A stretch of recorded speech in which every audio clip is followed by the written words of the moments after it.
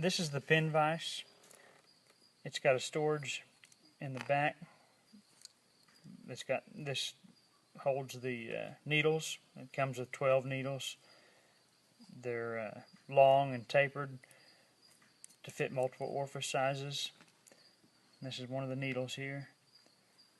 If you just loosen the vise up, stick the needle in it and tighten it back down, just like almost like a drill bit.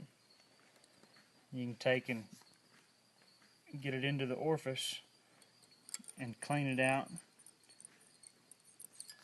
And it's a non-abrasive, it's not going to cut the orifice and make it larger. And then you can take it out and replace it back into the back for safe storage.